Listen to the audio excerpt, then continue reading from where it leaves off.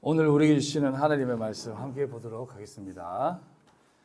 에베소서 3장 8절로 9절까지 말씀입니다. 에베소서 3장 8절로 9절까지 말씀.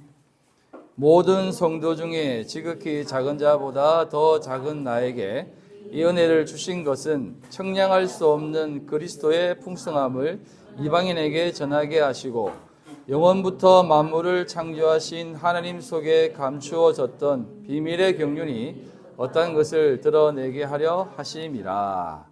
아멘.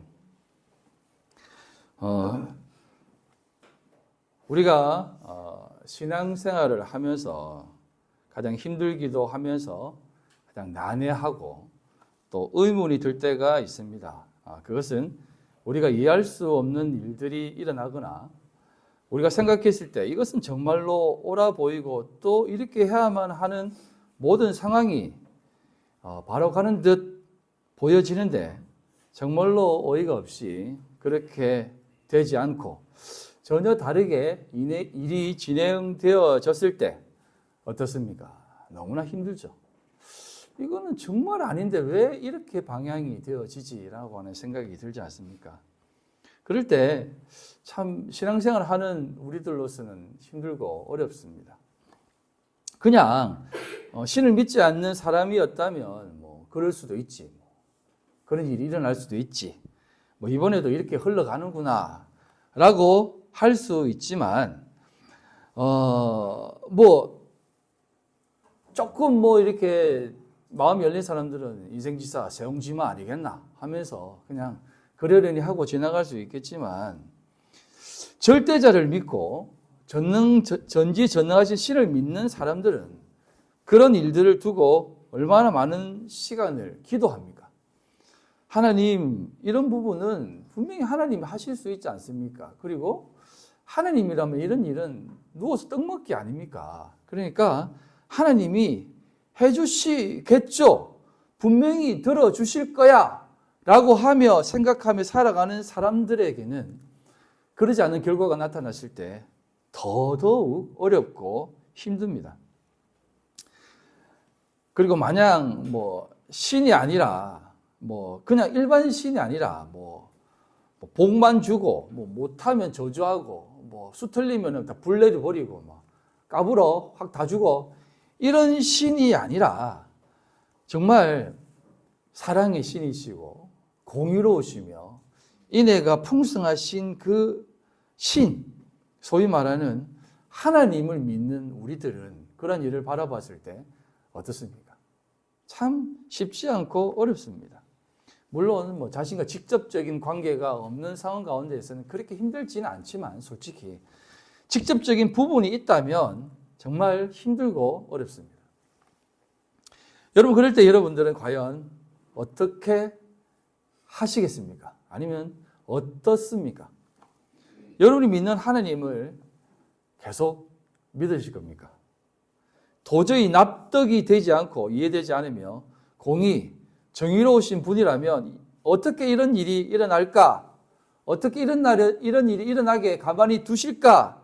라고 하는 일들이 일어난다면 여러분들은 하나님을 믿으실 겁니까? 아마 저는 안 믿을 것 같아요. 여러분들은 믿으실 거죠? 믿음이 좋으시니까. 예. 사도 바울이 이렇게 얘기합니다. 오늘 8절입니다. 모든 성도 중에 지극히 적은 자보다 더 작은 나에게 이 은혜를 주신 것은 청량할 수 없는 그리스도의 풍성함을 이방인에게 전하게 하시고 라고 나와 있습니다. 이 말이 어떤 의미가 있냐면 사도 바울이 그 이방인의 사도로 부름을 받습니다. 부름을 받아 하나님 앞에 이제 신실한 자로 세움을 받습니다. 그래서 그가 원래는 그는 그 소위 말하는 구약의 하나님, 여호와 하나님을 믿고 열심히 특심으로 율법을 하나도 어기지 않은 아주 훌륭한 신앙생활을 하며 살아왔던 사람이에요. 그도 하나님을 열심히 믿었던 사람이었는데 갑자기 예수님이 자신에게 나타나가지고 네가 나를 핍박하고 있다라고 합니다.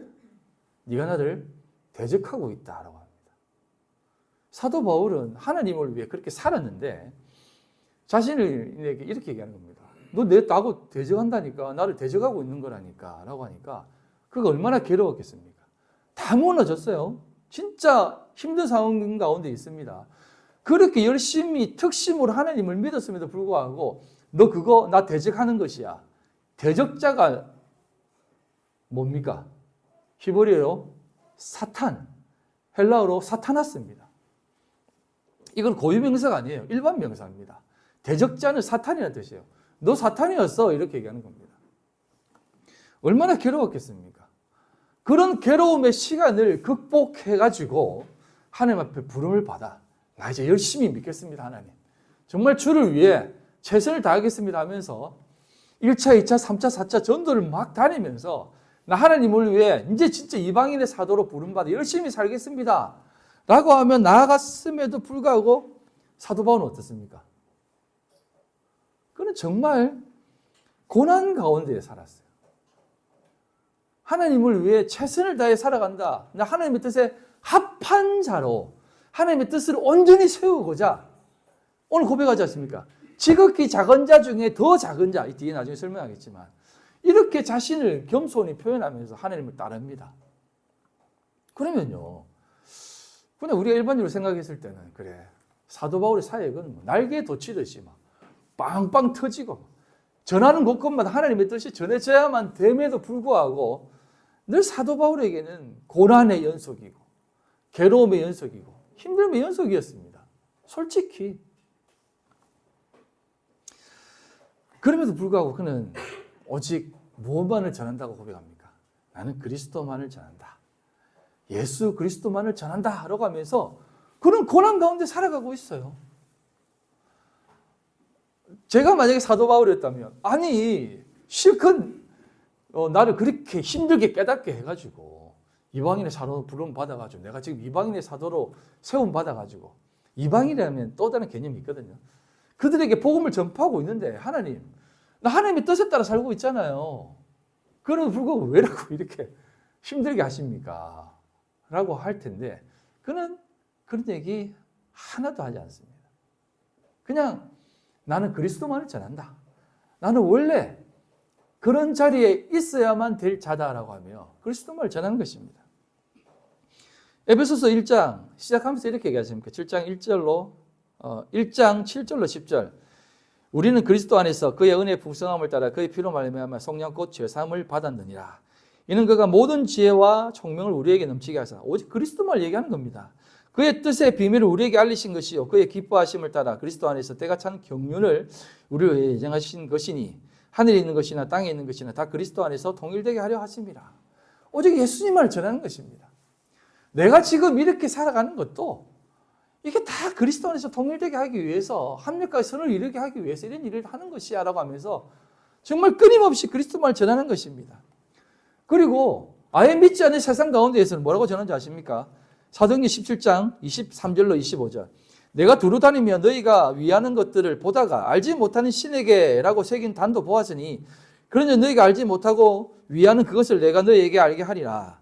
우주와 그 가운데 있는 만물을 지으신 하나님께서는 천지주재시니 손으로 지은 전에 계시지 아니하시고 그 당시 많은 신전들이 있었거든요. 그들에게 그냥 막연한 아폴로, 아테네, 바알, 오만 신을 다 섬겼어요. 예. 드라마 3체에 나오는 외계인도 그렇게 섬겼습니다. 주님이라고. 또 무엇이 부족한 것처럼 사람의 손으로 섬김을 받으시는 것이 아니니 이는 만민에게 생명과 호흡과 만물을 주시는 이심이라라고 얘기하는 겁니다. 그렇게 너희들이 지금 막연하게 그렇게 신을 섬기는 그런 신이 아니야. 내가 전하는 신은 하면서 그들에게 그렇게 전했다는 겁니다. 그러면 사도 바울 어떻게 했습니까? 뭐야 너 꺼져 하면서 막 욕들어 먹지 않았겠습니까? 실제적으로 이 아덴에서 복음을 전했을 때 그렇게 철학적으로 논리 정연하게 복음을 전했음에도 불구하고 2명인가요? 네. 내가 정확하게 기억 안 나는데 아마 자주장사 루디아가 그때 아마 변화되었던 사람으로 알고 있습니다. 그렇게 했음에도 불구하고 사도 바울은 그런 많은 열매가 없었습니다. 여전히 생명의 위협을 받고 고난을 받고 정말 누구도 상상할 수 없는 그런 힘든 일을 겪었다니까요. 그래서 그가 이런 말을 합니다. 고린도후서 11장 21절로 27절. 나는 우리가 약한 것 같이 욕되게 말하노라. 그러나 누가 무슨 일에 담대하며 어리석은 말이나마 나도 담대하리라. 이게 무슨 말이냐면 부끄럽지만 내가 터놓고 말씀드리겠습니다. 나 사실 이런 얘기 안 하고 싶은데 이건 얘기해봐야 주님 영광 하나도 드러내는 것도 없고 아무 의미도 없지만 당신들이 자꾸 그런 얘기를 하니까 내가 그냥 부끄럽지만 한마디 하겠는데 그들이 히브리인이냐? 나도 그러하며 그들이 이스라엘이냐? 나도 그러하며 그들이 아브라함의 후손이냐? 나도 그러하며 그들이 그리스도의 일꾼이냐? 정신없는 말을 하거니와 나는 더욱 그러하도다. 내가 수고를 넘치도록 하고 옥에 갇히 기도 더 많이 하고 매도 수없이 맞고 여러 번 죽을 뻔하였으니 유대인들에게는 40에 하나 감한 매를 5번 맞았으며 원래 40번 때리는 것은 사형에 해당되는 개념입니다. 태장을 40번 맞으면 거의 죽는데요. 그래서 하나 빼는 것은 안 죽을 만큼 팼다라는 뜻입니다. 3번 태장으로 맞고 1번 돌로 맞고 3번 파선하고 일주야를 깊은 바다에서 지냈으며 여러 번 여행하면서 강의 위험과 강도의 위험과 동족의 위험과 이방인의 위험과 신의 위험과 광야의 위험과 바다의 위험과 거짓 형제 중에 위험을 당하고 또 수고하며 애쓰고 여러 번 자지 못하고 줄이며 목마르고 여러 번 굶고 춥고 헐벗었노라 라고 하는 겁니다.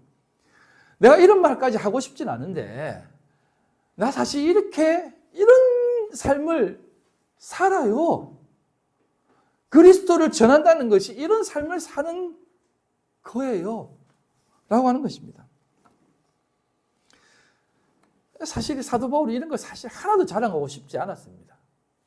그러나 자꾸 그런 것을 자랑하니까 요즘 나와서 막 하는 사람들이 다 그렇잖아요. 죽다가 살아났네. 정말 그 극심한 고통의 병에 걸렸는데 신앙으로 이겨냈네. 그러면 오 하잖아요. 근데 사도 바울은 나 진짜 이런 거 안 말하고 싶다 라고 하면서 얘기하는 것입니다. 오늘 많은 사람들이 그렇게 말하고 외치지만 자신은 오직 주님 앞에 내가 가는 길은 부르심을 받아 가는 길은 이러한 길이다라고 사도 바울이 얘기하고 있는 것입니다. 그래서 사도 바울은 고린도전서 11장 앞부분에 이런 얘기를 합니다. 내가 다시 말하노니 누구든지 나를 어리석은 자로 여기지 말라. 만일 그러하더라면 내가 조금 자랑할 수 있도록 어리석은 자로 받으라라는 겁니다. 지금 이렇게 고난받는 것을 막 자랑하고 지금 고린도 교인들이 막 그렇게 하는 겁니다. 야, 우리 주를 위해 얼마나 열심히 사는데 이렇게 열심히 살고 있다. 나 지금 달려가고 있어. 라고 하는 그거 정말 어리석어. 내가 말하는 것을 주를 따라 하는 말이 아니야. 내가 말하는 것은 주를 따라 말하는 것이 아니라는 겁니다. 이거 정말 주님의 뜻이 아니야. 나 지금 이렇게 말하는 거 주님의 뜻이 진짜 아니야. 다짐시키며 이렇게 자기가 나 이렇게 힘든 일을 나도 겪었어. 라고 말하는 것입니다. 오직 어리석은 자와 같이 기탄 없이 자랑하노라. 라는 겁니다. 나도 지금 너희들이 말하니까 나도 지금 진짜 어리석은 바보 멍청이처럼 지금 얘기하는 거야. 비신앙인으로, 비신앙적인 모습으로 얘기하는 거야. 라는 겁니다. 사도는 이렇게 어리석은 자들이 이렇게 구는 것을 반박하면서 자랑하는 것들은 주님의 뜻이 아니라 진정으로 자랑하는 것이야말로 십자가라는 것. 오직 그리스도만을 자랑해야 된다는 것을 애둘러서 얘기하는 것입니다. 그래서 11장, 고린도후서 11장 30절 마지막 부분에 내가 부득불 자랑할진대 내가 약한 것을 자랑한다라는 겁니다. 만약에 내가 자랑할 것이 있다면 내 약한 것을 자랑하고 싶다라는 겁니다.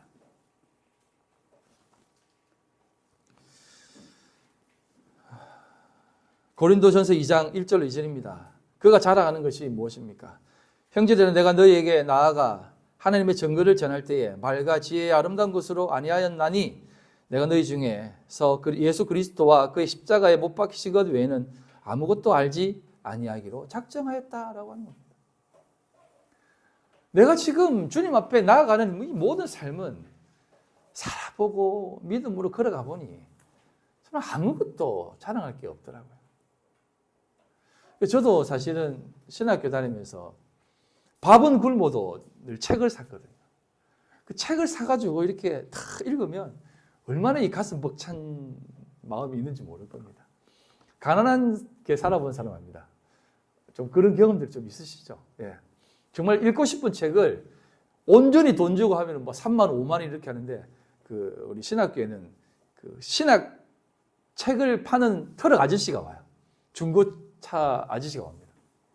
딱 어느 순간 막 좀 돈 없는 사람부터 미래 달려갑니다. 막 가가지고 막 책을 버스를 트럭을 뒤지는 거예요. 그래서 딱 찾잖아요. 그러면 이거 얼마입니까 아저씨? 이러면 그거 10,000원 줘야 돼. 5,000원 깎아주세요. 해가지고 5,000원 딱 사고 그걸 그 밤에 이제 밤이 맞도록 읽으면 이게 그 뿌듯함이 얼마나 기쁜지 아십니까? 이제 뭐 토마스 아켄포스라든지 이런 사람들이 찍었던 그 책들을 읽으면 정말 도전이 돼요. 은혜가 되고 힘이 됩니다. 근데 여러분 저는요 이제 그런 책 다 버렸어요. 다 버렸어요. 저는 이제 다른 책이 눈에 안 들어오더라고요. 성경만이 눈에 들어오더라고요. 뭐 그렇다고 제가 뭐 사도 바울 수준이다 이런 얘기를 하는 게 아닙니다. 그냥 성경을 읽으면 그 성경 안에 모든 게 다 있더라고요. 그래. 이게 삶이지. 이게 인생이지. 이게 하나님 앞에 믿음으로 살아가는 자지라고 하는 겁니다. 그러니 자랑할 것도 없더라고요. 하나도 드러낼 것도 없더라고요. 사도 바울이 얘기했던 지극히 작은 자 중에 지극히 더 작은 자. 이게 최극 상급이거든요. 이게 이제 원어로 보면 엘라키스토테로스입니다.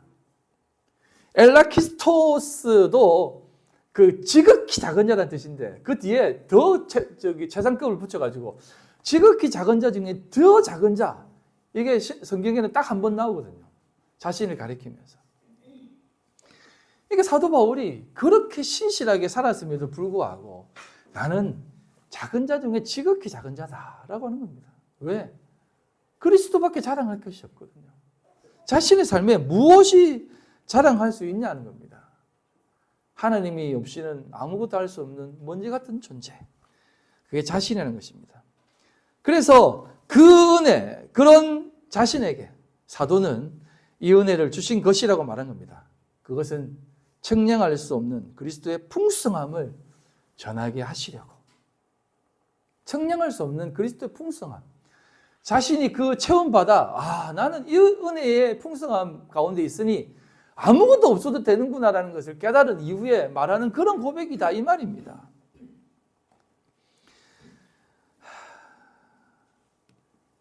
이 말씀을 오늘날 우리들에게 적용을 하면 어떻겠습니까? 여러분들에게 있어서 추구하고 바라는 것들이 과연 무엇입니까? 여러분들이 이 세상을 바라보면서 지금 외치고 있는 것이 무엇입니까?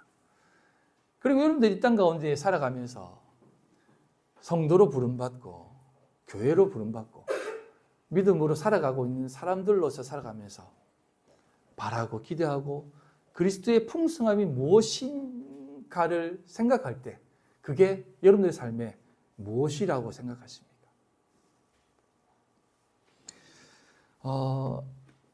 사도 바울은 이방인들에게라고 얘기하면서 그들에게 부름받은 사도로 살아가게 했다라고 합니다.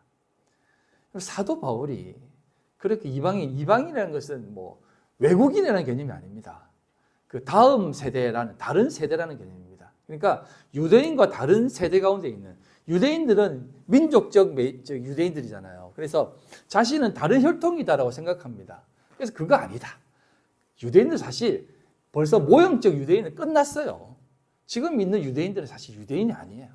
그거는 그냥 이스라엘 사람들이에요. 그냥 그렇게 살게 내버두면 됩니다. 진짜 유대인들은 오늘날 유대인들은 율법주의자들이고 이방인들은 우리들입니다. 그래서 그들에게 복음을 전해진다. 복음을 나타낸다라고 하는 것은 어떤 의미겠습니까? 이게 우리의 삶에 있어서 무엇으로 자리하는 것입니까? 이게 그 주님의 그 풍성함을 더욱더 누리는 삶이다라고 얘기하면서 우리 주님께서 이런 부분으로 얘기하는 겁니다. 깨어 있어야만 된다라는 겁니다. 그럼 깨어 있다는 게 무슨 뜻이라고 생각하십니까? 우리가 만약에 깨어 있지 않고 예수를 믿는다면 어떻게 믿겠습니까? 제가 보기에는 지극히 드물다라고 생각되어집니다. 누가복음 12장 36절로 37절입니다. 너희는 마치 그 주인이 혼인집에서 돌아와 문을 두드리면서 곧 열어주려고 기다리는 사람과 같이 되라. 주인이 와서 깨어있는 것을 보면 그 종들은 복이 있으리라. 내가 진실로 너희에게 이르노니 주인이 띠를 띠고 그 종들을 자리에 앉히고 나와서 수종 들리라 라고 합니다. 깨어있으라라고 하는 그 의미가 뭐냐면 오늘 이 세상 가운데에 주님이 늘 오신다는 겁니다. 주님이 오셔가지고 우리와 함께 하시기를 원하는데 이 종들은 깨어있지 않는 것입니다. 깨어있지 않고 네 누군데? 라고 하는 겁니다. 그러니 사도 바울의 가르침을 받아들이지 않는다는 것입니다. 주님의 가르침도 받아들이지 않는다는 것이에요. 우리나라 말로 비슷한 격언이 있습니다. 그게 뭐냐면 계란은 스스로 깨뜨리면 닭이 되지만 남이 깨뜨리면 후라이가 된다. 늘 우리도 오늘날도 하나님께서 우리에게 말씀으로 또 성령께서 우리에게 늘 도전을 주시고 은혜를 주시고 말씀으로 얘기하십니다. 깨어있어라. 깨어있어라. 깨어있는 것이 무엇이냐? 신실하게 살아가는 것이 무엇이냐? 이 교회를 바라보면서 영적 이스라엘을 바라보면서 깨어있으라. 깨어있는 것이 무엇이냐? 라고 말하고 있음에도 불구하고 그들은 사실상 깨어지지 않으려고 합니다. 이게 무슨 말이냐면 남들이 교회를 깨뜨리고 있어요. 지금 TV를 보면은 얼마나 많은 시사 프로가 기독교를 다루고 있는지 아십니까? 드라마도 마찬가지입니다. 기독교를 신랄하게 비판해요. 소설도 마찬가지고 모든 사상도 마찬가지입니다. 하나님을 믿는 사람들이 얼마나 어리석고 너희들이 그렇게 추구하고 바랐던 그 주님이라는 사람이 얼마나 무능한 존재인지 계속해서 세상은 우리를 지적하고 있습니다. 그리고 심지어는 세상이 교회를 걱정한다니까요. 세상이 왜, 시사 프로가 왜 교회를 이렇게 깝니까? 예? 그거 교회를 핍박하는 거라고 생각하세요? 세상이 교회를 걱정하는 거예요. 너 기독교 자꾸 이렇게 비리대로 가면 안 돼. 그럼 천주교들이 이렇게 얘기하잖아요. 천주교들은 뭐라고 얘기하냐면 그 당시 중세시대에 비리가 많이 발생했잖아요. 기독교들은 개신교가 자기들 개신교라고 하거든요. 개신교가 돼가지고 이렇게 떨어져 나갔지만 기독교는 나름대로 이렇게 전통을 지키면서 나가다가 스스로 자정했다. 개혁했다. 그게 뭔지 아세요? 재산 문제가 있으니까 교회 지도자들 재산 못 가지게 했다. 성적인 문제 일어나니까 저희 교회 지도자들 결혼 못 하겠다. 천주교는 나름대로 이렇게 제도적인 장치를 만들었지 않느냐라고 하면서 자랑을 해요. 기독교 그럼 뭐 했느냐? 지도자들 막 엉망으로 나가고 막 지 마음대로 나갈 때 너희들은 뭐 했느냐? 막 자기 사리 사욕 채울 때 교회가 자생했어? 그러면서 세상이 걱정하는 겁니다. 이렇게 되면 되지 않습니까? 하면서 교회 사람들이 막 세상 법정에 고발하는 겁니다. 도와주세요. 우리 힘으로는 안 됩니다. 노예 아무리 말해도, 총회 아무리 말해도, 큰 교회들은 아무리 공격해도 끔찍도 안 합니다. 그래서 세상 법정에 고발하지 않습니까? 도와달라고. 그러면 시사뿌리 빵 터뜨립니다. 어떻게? 담임 목사 뒤를 쫓아다니면서 막 계좌 추적해가지고 이 돈은 무엇입니까? 이 삶은 무엇이고 이 집은 어떻게 났습니까? 왜 은퇴하면서 이렇게 수십억을 파먹었습니까? 하면서 막 걱정하는 겁니다, 여러분. 그럼 세상이 걱정해 주는 거예요, 이게. 그래서 요즘 목회자들도 세상 법정에 고발하지 않습니까? 우리 이제 전도사를 이렇게 애를 썼는데 교회에서 돈을 안 줘요. 돈 좀 받게 해주세요. 최저임금이라도. 고발하는 겁니다. 사역자들이. 예. 몇 년을 일했는데 사례비 막 10만 원밖에 안 받아서 20만 원밖에 안 받았어요.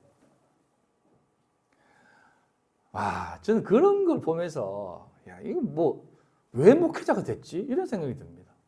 이게 아니라는 것입니다. 이런 내용이 어디에 나오냐면 구약에 나옵니다. 구약에 보면 이사야 22장 8절로 14절입니다. 자, 제가 한번 읽어드리겠습니다. 무슨 뜻인지 한번 좀 보십시오. 그가 유다에게 덮였던 것을 벗김에 그날에야 내가 숯불 곳간의 병기를 바라보았고 너희가 다윗성에 무너진 곳이 많은 것도 보며 너희가 아랫목에 물도 모으며 또 예루살렘의 가옥을 개수하며 그 가옥을 헐어 성벽을 견고하게도 하며 너희가 또 옛 못의 물을 위하여 두 성벽 사이에 저수지를 만들었느니라. 그러나 너희가 이를 행하시는 일을 앙망하지 아니하였고 이 일을 옛적부터 경영하신 일을 공경하지 아니하였느니라. 그날에 주 만군의 여호와께서 명령하사 통곡하며 애곡하며 머리털을 뜯으며 굵은 배를 띠라 하셨거늘 너희가 기뻐하며 즐거워하며 소를 죽이고 양을 잡고 고기를 먹고 포도주를 마시면서 내일 죽으리니 먹고 마시자 하는도다. 만군의 여호와께서 친히 내 귀에 들려 이르시되 진실로 이 죄악은 너희가 죽기까지 용서하지 못하리라 하셨느니라. 주 만군의 여호와의 말씀이니라. 여러분 이 말씀이 이해가 가십니까? 지금 이게?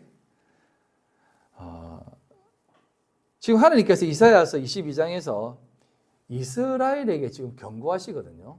메시지 성경을 보면 조금 더 정확하게, 명확하게 좀 쉽게 풀이되어서 나오는데 경고하는 게 뭐냐면 이게 22장 1절에 보면 환상의 골짜기 얘기 외치거든요. 환상의 골짜기라는 말은 예루살렘을 얘기합니다. 예루살렘한테 지금 경고하는 내용인데 어떻게 하냐면 이스라엘에게 무엇을 허락했느냐라고 하면 아수르를 허락합니다. 아수르가 이스라엘 민족들을 공격하게 하십니다. 하나님이 그렇게 했다는 것입니다. 내가 그렇게 했다. 내가 지금 아수르를 들어서 너희들을 지금 공격하고 있다라고 하는 겁니다.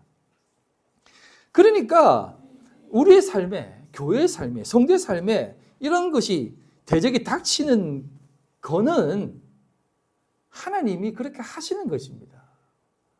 지금 세상이 우리를 공격하는 것은 또 걱정하는 것은 하나님이 그렇게 하시는 것이에요. 우리 스스로가 못하니까. 근데 끝까지 우리는 아니다라고, 안 되라고 하지 않습니까? 그러니까 하나님이 우리를 그렇게 치시는 거예요. 지금 세상은요. 세상을 들어서. 그래서 8절에 보면 이렇게 얘기하는 겁니다. 하나님께서 이스라엘의 눈에 덮인 것을 벗기셨다라고 그러죠. 그 말은 인간들이 이 세상을 살면서 자기에게 집중되어 있는 그 나라는 그 현실 속에서 살아가다 보니 그 내용을 못 보는 것입니다. 그래서 하나님이 이스라엘 민족들에게 눈을 딱 벗기십니다. 이제 좀 봐라. 너희들 지금 어떤 상황인지 좀 봐라. 하면서 지금 세상이 딱 까발려 주는 겁니다. 딱 까발려 주니까 어떻습니까? 벗겨주니까 어떻게 합니까? 이렇게 하면 안 되지. 하면서 결국 하나님께로 돌아와 죄를 뒤집어 쓰고 옷을 다 찢고 하나님께 돌아와야 되는데 이건 뭐야? 우리 한번 개혁하자. 교회 내에서 좀 더 변혁을 좀 일으켜보자 라고 하면서 또 자신의 수준의 입장에서 지금 고쳐나가고 있는 거예요. 지금 눈을 벗겨주니까 그 눈을 들어서 결국 그러면 우리가 다시 한번 고쳐볼까요? 고쳐볼게 하면서 지금 새롭게 정비하는 것입니다. 이스라엘 민족들이 교회가 취직하니까 지금 뭐 하고 있습니까? 지금 고치고 있는 거예요. 법제도를 만들고 윤리 도덕적인 부분으로 이런 부분을 제도적인 장치를 만들어서 앞으로 뭐 투명하게 하고 더 투명하게 해서 고쳐나가자라는 것입니다. 그러니까 지금 이스라엘 민족들이 눈을 열어주니까 뭘 보느냐면 이렇게 합니다. 성벽이 헐고 적군이 눈앞에 진앞에 와 있다는 걸 보게 됩니다. 그러니까 그전까지는 이스라엘이 그냥 자기 나라 안에 갇혀가지고 평안하다 괜찮다라고 있었는데 딱 공격하니까 이거 평안한 게 아니네. 잘하고 있는 것이 아닌 것 같네. 행복한 것이 아닌 것 같네 라고 하면서 나름대로 이렇게 자신들의 처지를 직시하기는 해요. 근데 직시하고 해서 아이고 이제 좀 고쳐야 되겠습니다 라고 하면 진짜 하나님께로 돌아가야 되는데 그렇게 얘기하면 아이고 하나님 돌아가겠습니다라고 하면서 결국 어디로 돌아갑니까? 또다시 여전히 율법주의로 돌아가는 것이에요. 신비주의로 돌아가고. 그래서 눈을 딱 떠보니까 뭐가 보이냐면 성벽이 보이는 겁니다. 여호와의 성벽이 군데군데 뚫려 있는 것입니다. 그래서 헐려 있는 것입니다. 지금 잘 살고 있다고 생각했는데 신앙인들이 훌륭하게 생각해도 나는 나름대로 잘 살고 있다고 생각했는데 뚫려 있네, 헐려 있네. 그래서 어떻게 합니까? 집을 헐어가지고 그것을 고칩니다. 그리고 다시 저수지도 확인합니다. 물을 다시 모아놓고 전쟁의 준비를 합니다. 나름대로 준비를 하는 것입니다. 아수르 누가 보냈다고요? 하나님이. 그럼 이들이 지금 아수르 보낼 테니까 대비해라, 준비해라, 이것으로 하나님이 눈을 열겠다고 생각합니까? 그게 이스라엘 민족들이 이렇다는 겁니다. 성도들이 이렇다는 거예요. 교회가 이렇다는 겁니다. 세상이 지적을 하니까 결국 만들어낸 게 뭐냐면 그래 우리 교회가 이렇게 하면 안 되지. 세상 사람들에게 욕먹으면 안 되지. 올바로 살아야지. 고치고 그동안 자기가 집 가옥 뜯어가지고 성벽 고치는 겁니다. 네? 저수지 다시 모으는 겁니다. 그리고 확인하는 겁니다. 전쟁 준비를 한다는 것입니다. 우상에서 벗어나자 라고 하는 겁니다. 이게 이스라엘 민족들의 모습이라는 겁니다. 진짜 우리가 돌아가야 될 자리가 어디입니까? 진짜 우리가 들어갈 자리. 그거 고치라고 했어요, 하나님이? 그거 전쟁 대비하라고 했어요, 하나님이? 너희들이 지금 왜 아수르를 보내서 공격하는데 죄를 뒤집어 쓰고 하나님 앞에 나와야지. 너희들은 여전히 나 앞에 나오지 않는구나. 그런 거나 고치려고 하고 있구나 라고 얘기한다는 것입니다. 그래서 여기 보면 이제 읽지 않았지만 조금만 설명을 드리고 셈나라는 그 사람이 나오고 엘리야킴이라는 사람이 등장합니다. 셈나가 누구냐면 그 당시 고위 관리자입니다. 셈나 이렇게 눈을 얘기하니까 셈나가 막 준비합니다. 그래 우리 열심히 하자. 결국 그 꼬라지지. 셈나 너 거기서 그래서 그 아웃되는 거야. 아웃시키는 겁니다. 엘리야킴을 세웁니다. 엘리야킴을 세워서 그거 아니야라는 것을 확인시켜 줍니다. 물론 엘리야킴, 여호와킴이라고 하는 사람들도 있는데 이도 결국은 그렇게 되는 겁니다. 그래서 22장 앞장에 보면 어떤 사건이 등장하냐면 이거는 안 했는데 설명만 드릴게요. 앞장에 뭐냐면 이 이스라엘 민족들이 무엇을 의지하냐면 애국과 바벨론을 의지합니다. 그래서 어떻게 하냐면 애국, 너희들 의지하는 애국 한번 볼래? 들어볼래? 싹 멸망시켜버리는 겁니다.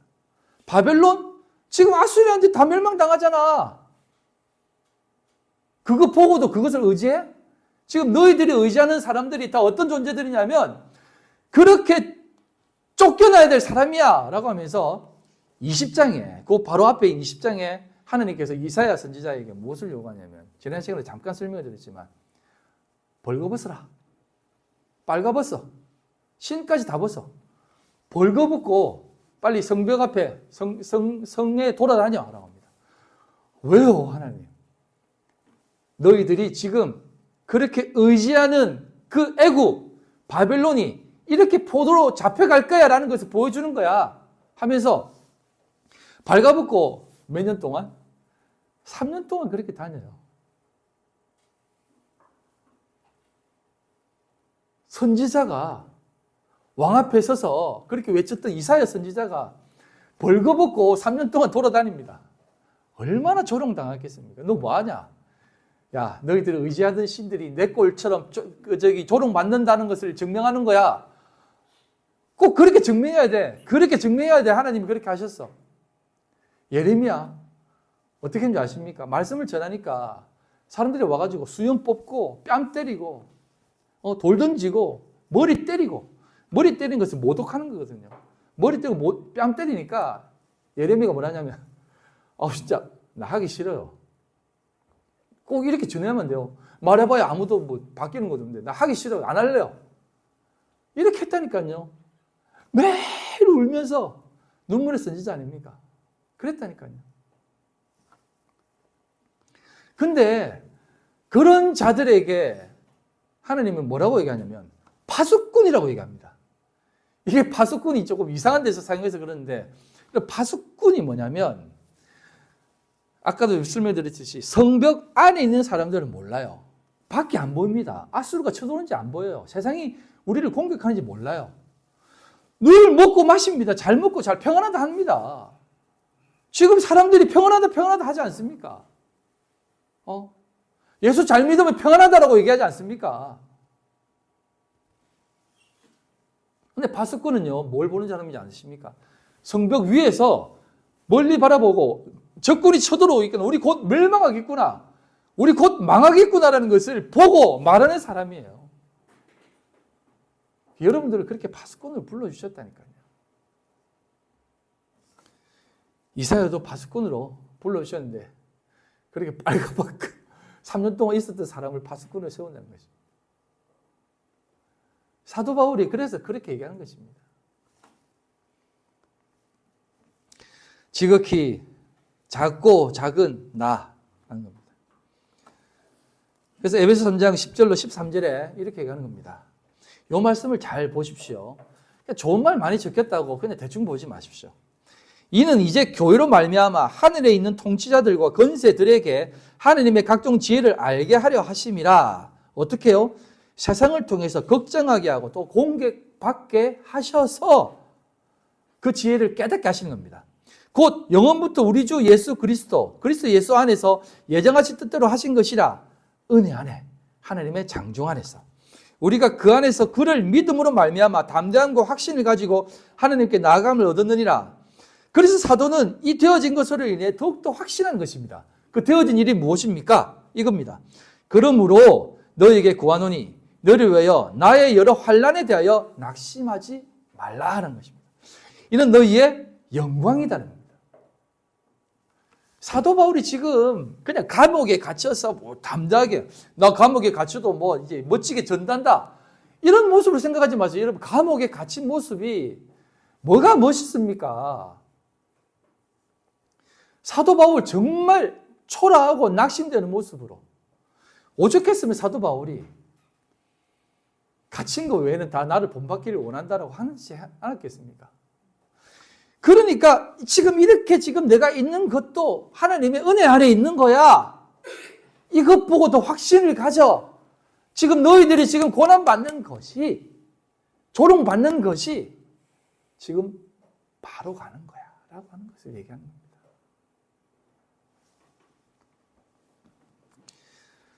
근데 지금 세상 사람들은, 세상 사람들이죠, 교회를 다닌다라고 하는 사람들은 전부 이스라엘 사람들의 수준인 것 같습니다. 죄를 뒤집어 쓰려고 하지 않고 옷을 찢으려고도 하지 않습니다. 그냥 성벽 수리하고 뭐 모자란 거 없나, 빠진 거 없나, 부족한 거 없나, 무엇이 잘못됐나, 이것만 지금 메우기에 급급합니다. 사도 바울은 지극히 작은 나에게 은혜를 주신 것은 이런 은혜야. 지금 내가 지금 너희들에게 말하는 것이 무엇인지 알겠니? 라고 하는 겁니다.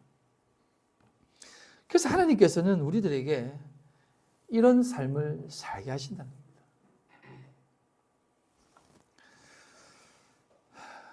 사랑하는 성도 여러분 어떤 삶을 살고 싶습니까?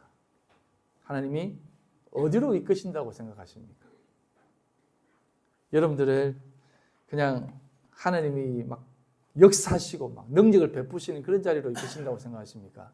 아니면 그 전쟁터와 같은, 세상이 우리를 막 씹어 삼키려고, 좀 여론 표현을 써서 뭐하지만 씹어 덜리려고 하는 그 늑대의 소굴로 우리를 밀어넣습니까? 우리는 이 부분을 잘 생각하셔야 됩니다. 하나님은 우리를 그리로 보내십니다. 그래서 여러분, 하나님이 여러분들에게 그리로 자꾸 밀어넣는 것이에요. 세상 가운데 너를 밀어넣는 것입니다. 그럼에도 불구하고 사람들은 항상 하나님, 난 은혜 안에 살고 싶어요 라고 하지 않습니까? 근데 그 은혜라고 하는 자리가 어디입니까? 은혜 자리가 뭐라고 생각하십니까? 뭐 눈 뜨면은 아침 햇살이 쫙 비치고 말씀을 읽으면은 막 갑자기 비둘기 한 마리가 톡 창가에 와서 톡톡톡 두드리면서 모이 주세요 막 하면 모이 주면 먹고 막 감사듯이 팔락팔락 날아가고 갑자기 길에서는 막 찬양이 들려오고 그게 은혜의 자리라고 생각하십니까? 예수님이 걸어가신 자리가 그런 자리라고 생각하십니까? 여러분들을 향해 세상 가운데 나가라고 하고 있습니다.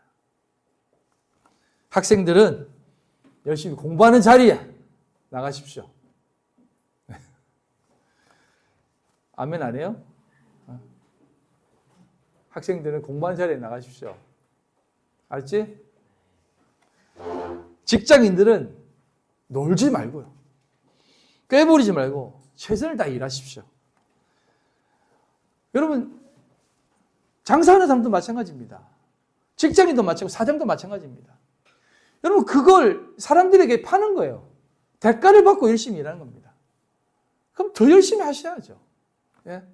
꾀부리는 게 아니라 더 열심히 하셔야 되는 겁니다. 그리스도인이라면 놀면 안 됩니다. 더 열심히 일하시고 훌륭하게 살고 할 일 다 끝났으면 술 먹고 놀지 말고 그때 성경 읽고 기도하시고 말씀 보며 하나님 앞에 나가십시오. 가정도 마찬가지입니다. 늘 그 삶을 살아가십시오. 그게 주님이 우리를 부르신 자리 아닙니까? 지금 사도 바울이 그가 이방인의 자리로 부름받아 살아가는 자리가 무엇이겠습니까? 여러분, 솔직히 자녀들 한번 보십시오. 이방인이지 뭐고, 이방인 아니고 뭡니까? 전혀 다른 세대에 살고 있습니다. 저도 제가 뭐라 하면은 아빠 요즘 그렇게 생각하는 사람이 어디 있어? 이방인이죠. 직장인들 옆에 동료들 만나보십시오. 예수님에 대해서 하나님에 대해서 한번 툭 던지면 그들이 이방인이지 뭡니까? 하나님 믿으려고 합니까? 콧방귀나 끼죠. 그 삶을 사십시오. 그때 조롱받습니다. 그때에 핍박받습니다. 그런 핍박 받으십시오. 그런 고난 받으십시오. 그런 고난 안 받고 어떤 고난 받으려고 하십니까? 삶을 돌아보면서 항상 최선을 다해 살아가십시오. 말씀 안에서 훌륭하게 사시고 참된 믿음 가운데 은혜 가운데 살아가시는 여러분들 다 되시기를, 그 비밀의 경륜을 이 땅 가운데 전하며 살아가시는 여러분들 다 되시기를 주님의 이름으로 소망합니다. 기도하겠습니다. 하나님 아버지 감사합니다. 오늘도 이 땅 가운데 우리를 살게 하시고 보내셨습니다. 이 세상을 바라보며 우리는 어떤 삶을 살아가고 있습니까? 세상은 늘 우리를 조롱합니다. 그 조롱을 피해 살아가야 되겠습니까? 아니면 그 조롱 받으신 우리 주님을 따라 그 길 가야 되겠습니까? 그 비밀의 경륜은 우리가 생각하는 그런 것이 아님을 압니다. 그 은혜를 생각하며 오늘도 그 귀한 삶을 살아가게 하여 주시옵소서. 예수님 이름으로 기도드립니다. 아멘.